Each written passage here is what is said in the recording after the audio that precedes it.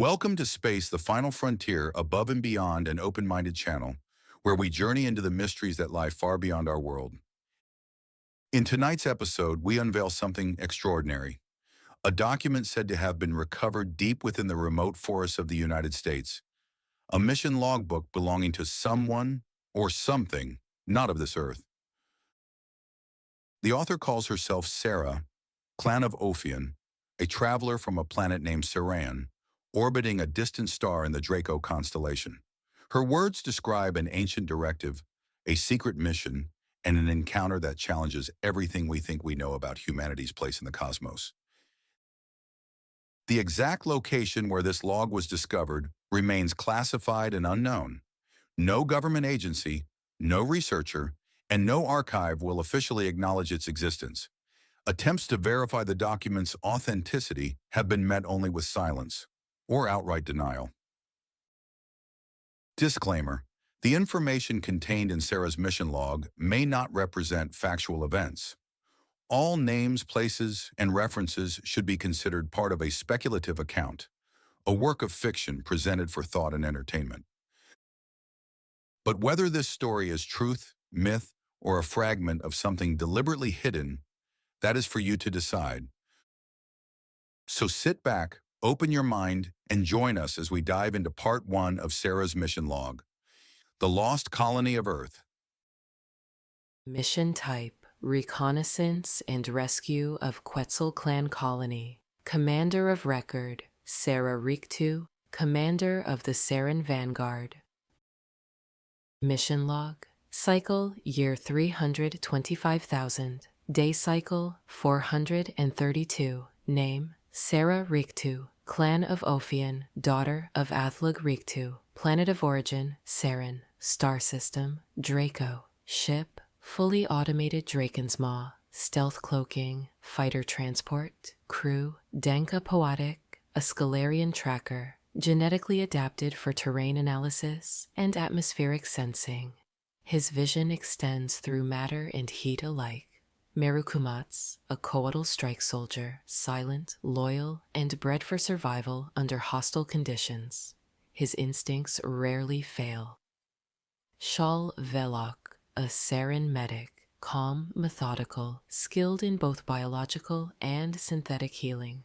Her empathy is a strength and a vulnerability. And myself, Serra Riktu, mission leader and field archivist of the Ophion clan. My task is to document, recover, and if possible, return our lost kin. Mission log, day 1. I am Serra Riktu of the Clan Ophion, commander of the Serran Vanguard, born under the twin suns of Serran, the second world orbiting our white star in the Draco system. I am fluent in many alien languages, including all of alien Earth. Our civilization spans over 325,000 cycles, 2 galaxies, and countless colonies, all built upon harmony, technology, and biology, thought, and matter.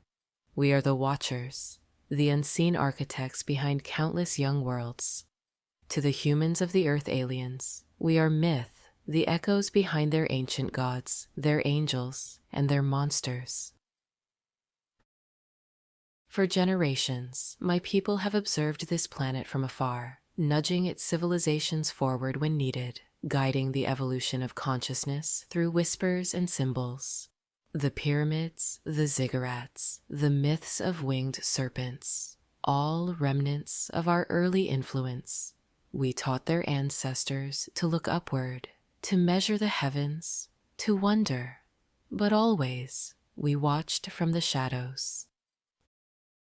This mission, however, is different. It is not one of guidance, but of recovery, the Quetzal clan, and our technology must not fall into the wrong hands. Earth has turned violent. Our clan is in danger and missing. Presumption simulations are bad, forecasting capture or even death. We are all prepared to fight and die if necessary. A century ago, by Earth's reckoning, one of our colonization detachments, the Quetzal clan, was dispatched to Earth.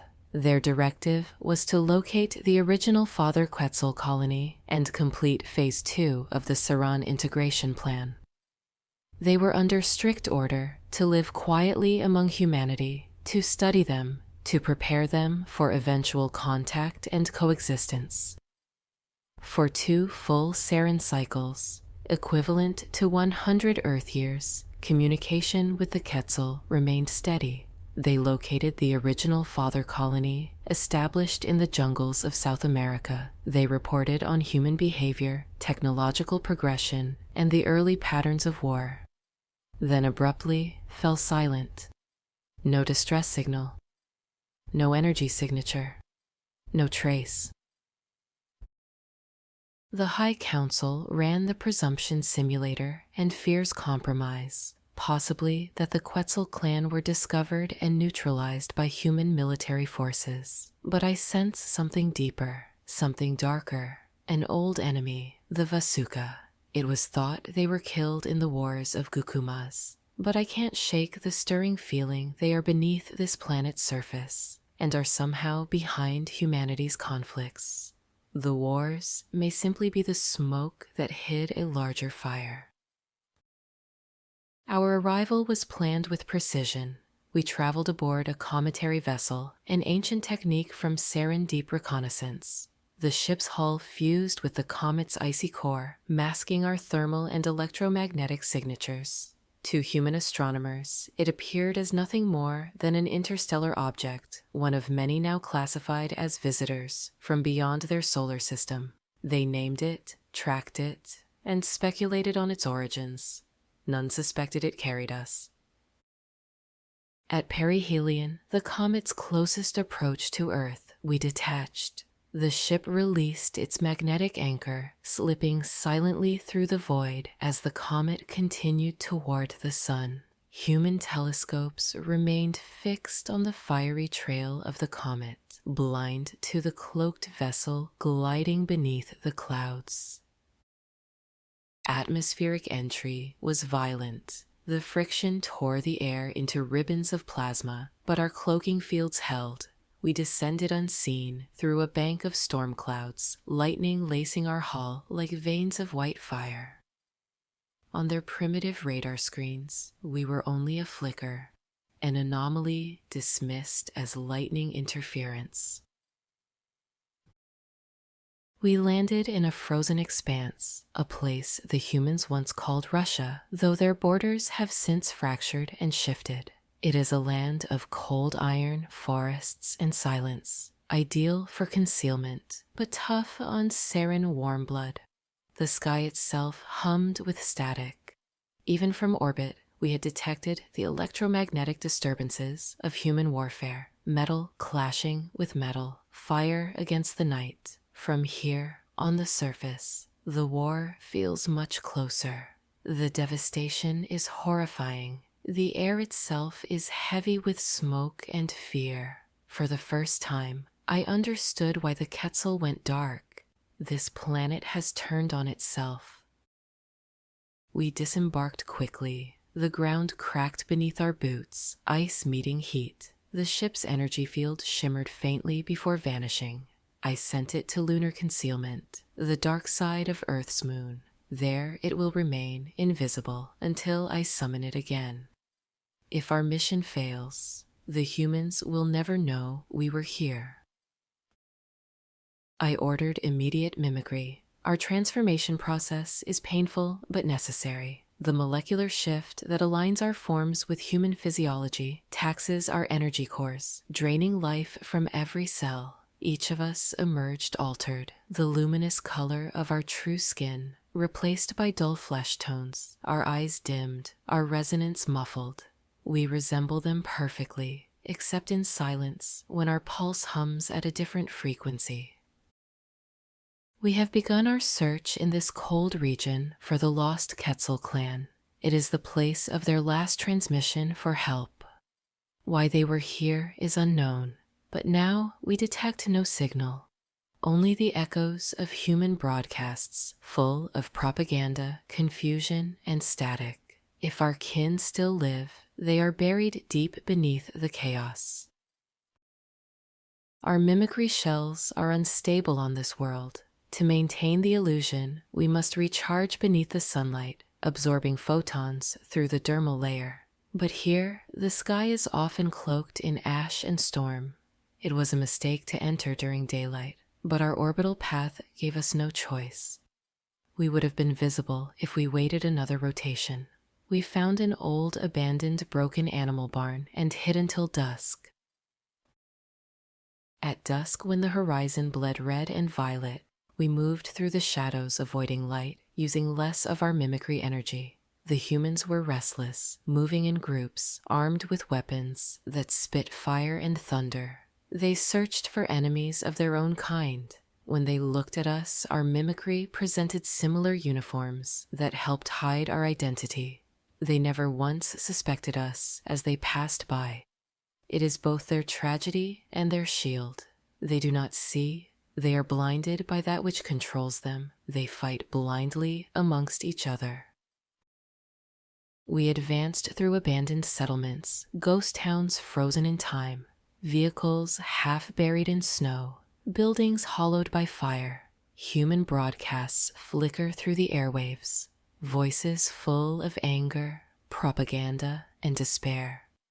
Their technology is primitive, yet their emotions, potent. They destroy one another with such conviction it borders on ritual. Danka detected faint thermal signatures in the distance, too small for human encampments, too irregular for wildlife. We followed them briefly, only to find remnants of older campsites, perhaps human soldiers, perhaps something else.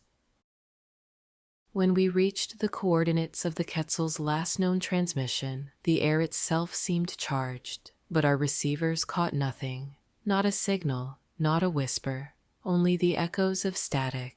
It is possible that their communications network was destroyed by the war. Or worse, that their presence was discovered and they were erased. Still, something lingers here. The snow carries faint traces of Serran energy residue, weak but unmistakable, a trail that fades into the south. We will follow it. The night deepens. The wind carries a sound of distant machinery, turning, grinding, breathing. Not human, not natural. I end this first log with both resolve and unease. If the Quetzal still live, then they are in hiding. If they are removed, then something on this planet has learned to silence us. Tomorrow, we move south. For the record, Mission Quetzal Recovery, Day 1. Logged by Serra Riktu, Clan of the Ophion, Commander of the Serran Vanguard. You've been watching Space, the Final Frontier, Above and Beyond, an open-minded channel. We are dedicated to uncovering the hidden stories that connect humanity to the stars. Tonight, we've shared part 1 of Serra's mission logbook, a discovery that raises more questions than answers. Who is Serra really? What happened to her lost colony beneath the surface of Earth? Who are the Vasuka? Are governments in league with them? And how much does our own government truly know about the aliens on our planet and our ancient visitors? This is only the beginning. Serra's mission logs continue, darker, deeper, and more revealing than anything uncovered before. Make sure to like, subscribe, and turn on all notifications so you don't miss part 2 of Serra's mission log, where the mystery deepens, the truth unfolds, and the line between fiction and forbidden history begins to blur. Because out there, beyond the star, and right here beneath our feet, nothing is ever as it seems.